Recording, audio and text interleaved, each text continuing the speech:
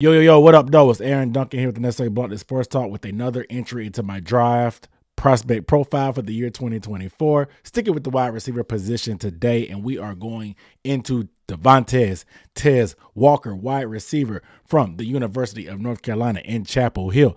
A guy who had a crazy background and things to go through his senior year of college, and just with all the rules going on with the NCAA, he had a lot of attention and a lot of people backing him and trying to get his eligibility right. But we're going to get into this video today. I have some thoughts about Tez Walker that may not be popular with everybody else. I know I have a lot of North Carolina fans that are subscribed to this video, so you may or may not agree with it. Regardless, we have to talk about it and dive into it. Of course, I have a biography. I have some advanced statistics from PFF. I have the strengths and weaknesses, his pro comparison, who I have in my mind, and of course, a couple clips of film to finish off with. I'm excited about this one. Let's go ahead and get into it.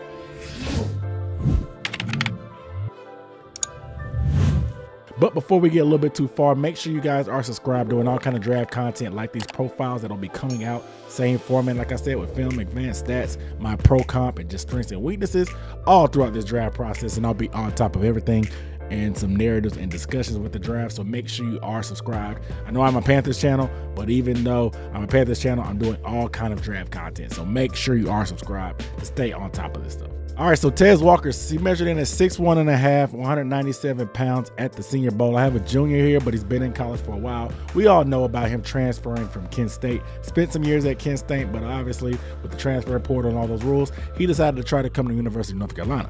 Unfortunately, he had some things going on where he did a year where he didn't play at another college, so they thought that he already transferred again. So the NCAA, doing what NCAA do, they tried to get a little bit crazy with some of the stuff. Regardless, he had to sit out for some games, but he ended up playing this year in the SEC. He was first team All-MAC in 2022. Very explosive guy there. He scored a lot of touchdowns. He put himself on the map with games against Georgia and against the University of Washington. So he parlayed that into going to the ACC. Even though he only played 7 games, he still ended up being third team ACC in 2023, being a deep threat for Drake May, who's projected to be the first or second quarterback off the board. So let's look at some of Tez Walker's advanced stats. So this year, he had 41 catches on 66 targets for 699 yards, 7 touchdowns, with a yards per reception of 17. Yes, and only 8 games played, he scored 7 touchdowns.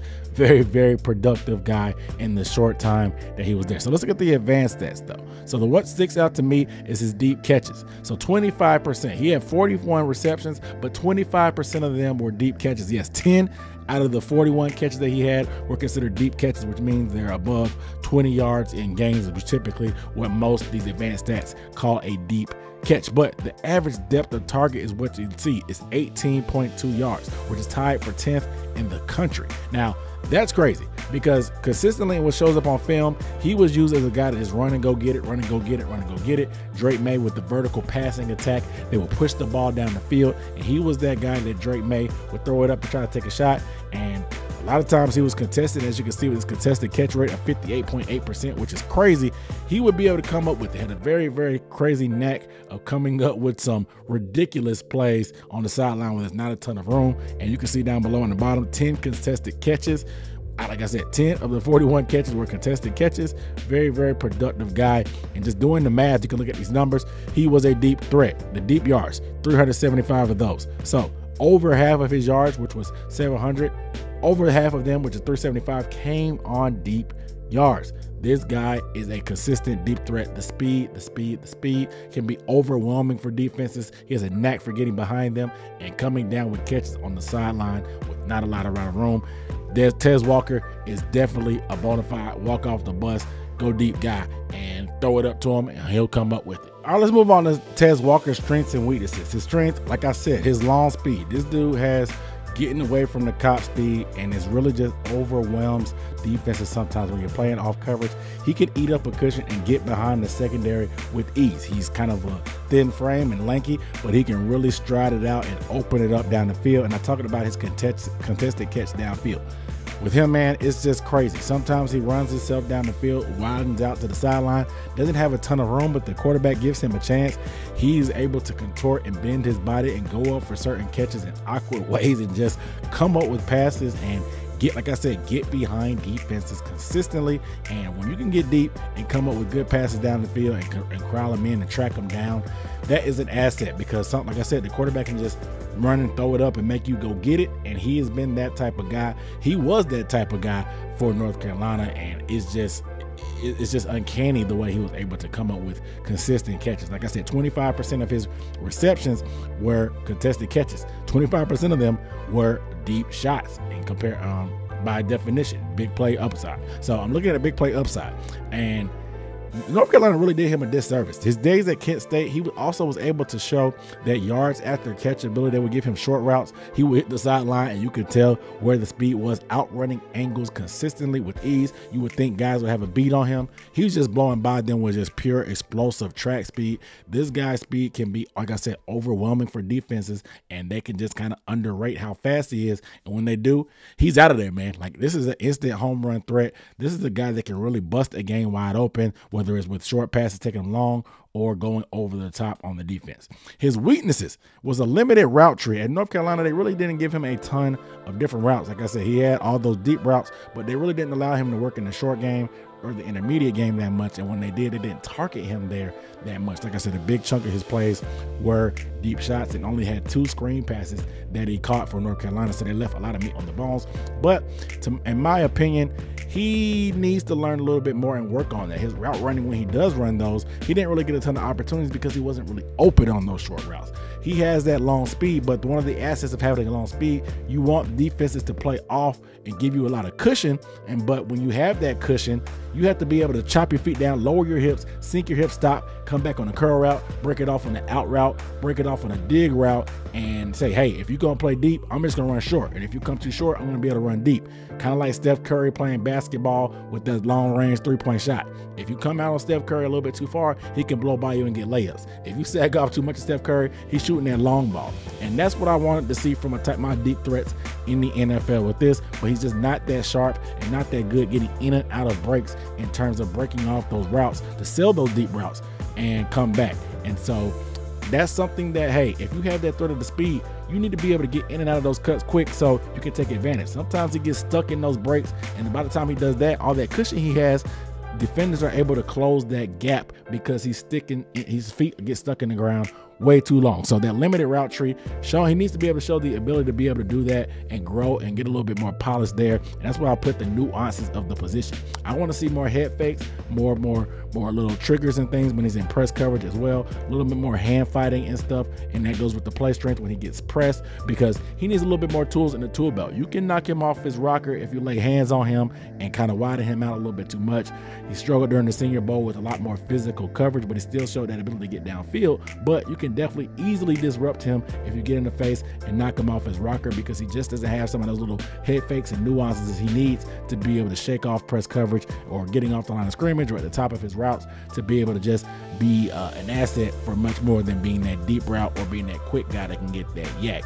And so for Tez, the drops were a big thing for Senior Bowl week. That wasn't really something I was concerned about, but I do see on film some body catches, and the drops that he has sometimes is just not freeing up his other arm, which is, like I said, some of those nuances of the position. Sometimes if you're getting held, you got to sell that, or you can separate late by freeing your hands late and getting 2 hands on the football. So it's just little things. He's going to need a lot of polish and a lot of things to put together to be able to be a consistent threat. But I think early on in his career, he'll be able to get behind secondaries whenever he wants to, throw the ball deep to him. He'll make something happen. Obviously, some gadget plays with end around, some reverses, and some quick screens as well. He can do that as well because he's guys that's quick to get to his top speed and very, very explosive down that sideline. When he gets that ball, it goes. With that, my pro comp to Tez Walker is Mike Wallace. Mike Wallace was kind of that same guy. He had to develop that little bit underneath game, but off the rip, he was a speed guy. He could catch end rounds. He was get behind the secondary on anybody.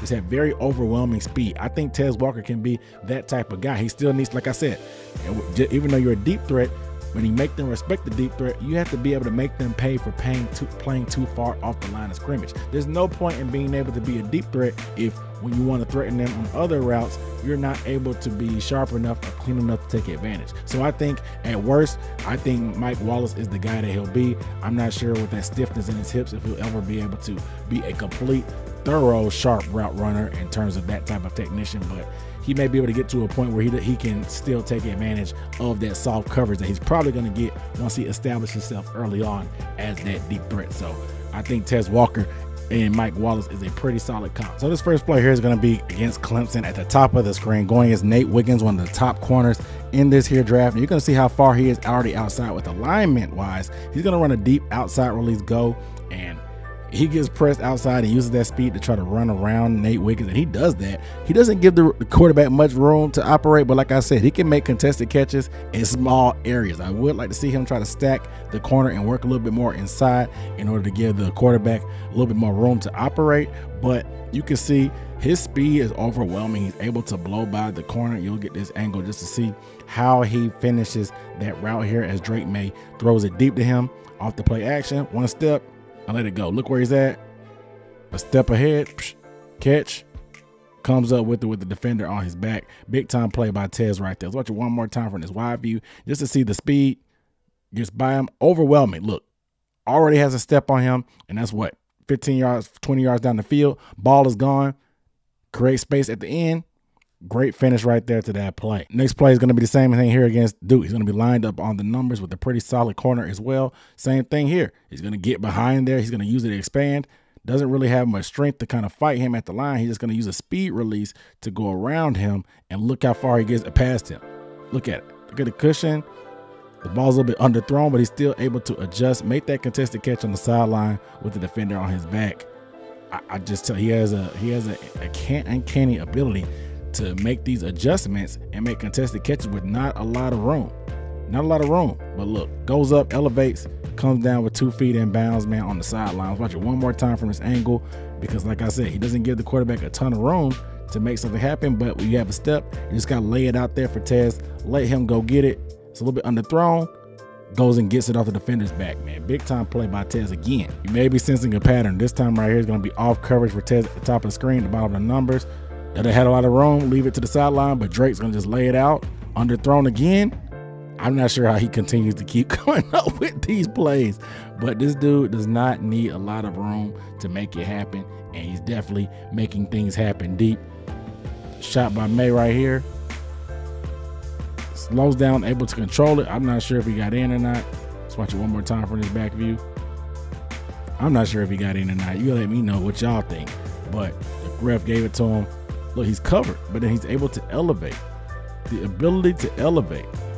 The ability to elevate, look, and come down with it with 1 foot in bounds. Juggles it a little bit, but secures it. The ref gives it to him. Tez Walker is an asset. But like I said, Tez really has a lot. He can be walking in day one and do what I just showed you on those 3 plays and really get behind the secondary. Like I said, he really needs to clean up being able to set guys up with the deep route, but snap it off. What you want to do as a receiver is make every route look like you're running deep, and then be able to break it off if you need to, or blow it, give him a fake and blow it off. He doesn't really have too many tricks in the tool bag, but I think with some coaching and some fine tuning, he can add a little bit more to his repertoire to be a little bit more effective. But regardless, I'm a little bit concerned about his ability to sink his hips. I'm a little bit concerned about just that polish of being a receiver and how long it'll take for him to come around. Regardless, walking big play threat. You guys let me know down below in the comments how you feel about Tez Walker, man. Like, how you feel about him on your wide receiver board.